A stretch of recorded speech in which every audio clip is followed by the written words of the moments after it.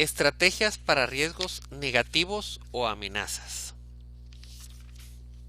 Estos son los primeros que vamos a tratar. Luego vamos a estar viendo las estrategias para riesgos positivos y las estrategias para contingencias. Dentro de los riesgos negativos, las tres estrategias que normalmente abordan las amenazas pueden tener impactos negativos sobre los objetivos del proyecto en caso de materializarse, que son evitar, transferir o mitigar. La cuarta estrategia, aceptar, puede utilizarse para riesgos negativos o amenazas, así como para riesgos positivos u oportunidades. Cada una de estas estrategias de respuesta a los riesgos tienen una influencia variada y única sobre la condición del riesgo. Estas estrategias deben seleccionarse en función de la probabilidad y el impacto del riesgo sobre los objetivos generales del proyecto. Las estrategias de evitar y mitigar habitualmente son eficaces para riesgos críticos de alto impacto, mientras que las de transferir y aceptar normalmente son buenas estrategias para amenazas menos críticas y con bajo impacto global. A continuación, vamos a ver cada una de ellas. La primera es evitar. Evitar involucra cambiar el plan a fin de evitar que suceda una condición de riesgo. Por lo general, implica cambiar el plan para la dirección del proyecto a fin de eliminar por completo la amenaza. El director del proyecto también puede aislar los objetivos del proyecto del impacto del riesgo o cambiar el objetivo que se encuentra amenazado. Ejemplos de lo anterior son la ampliación del cronograma, el cambio de estrategia o la reducción del alcance. La estrategia de evasión más drástica consiste en anular por completo el proyecto. Algunos riesgos que surgen en etapas tempranas del proyecto se pueden evitar aclarando los requisitos, obteniendo información, mejorando la comunicación o adquiriendo experiencia. Luego está la transferencia del riesgo. La transferencia del riesgo consiste en modificar el impacto negativo de la amenaza y transferir la propiedad de la respuesta a un tercero. La transferencia de un riesgo simplemente confiere a un tercero parte de la responsabilidad de la gestión, sin embargo, no la elimina. La transferencia no implica que se deje de ser el propietario del riesgo por el hecho de transferirlo a un proyecto posterior o a otra persona sin su conocimiento o consentimiento.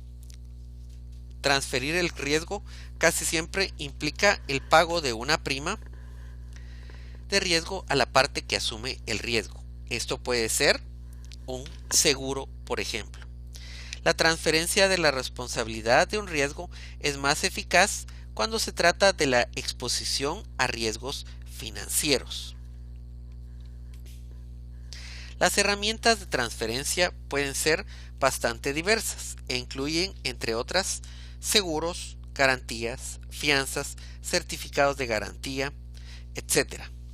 Para transferir a un tercero la responsabilidad de riesgos específicos se pueden utilizar contratos o acuerdos.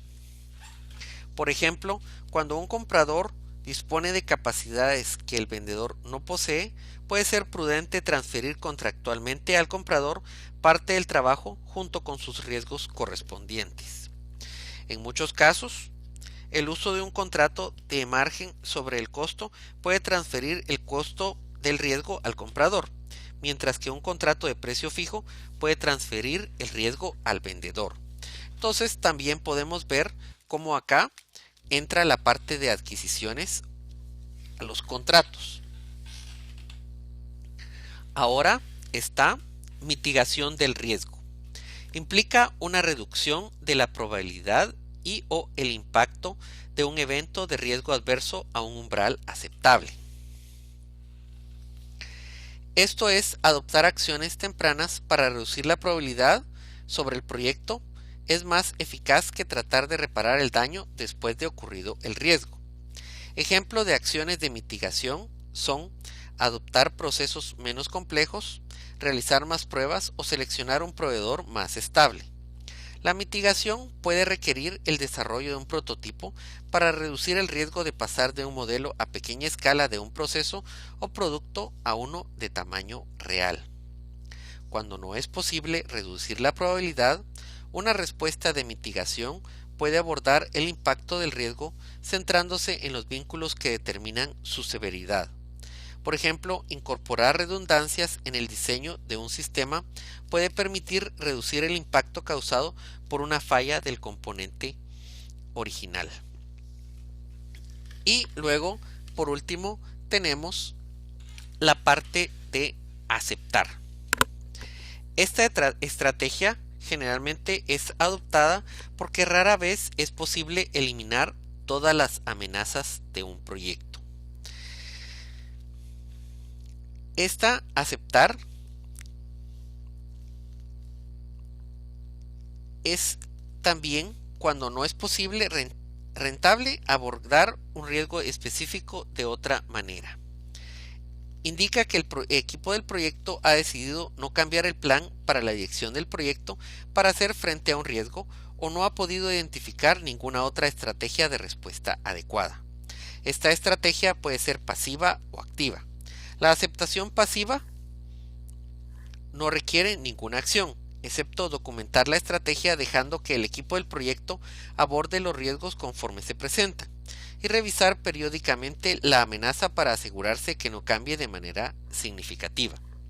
La estrategia de aceptación activa más común consiste en establecer una reserva para contingencias, que incluya la cantidad de tiempo, dinero o recursos necesarios para manejar los riesgos.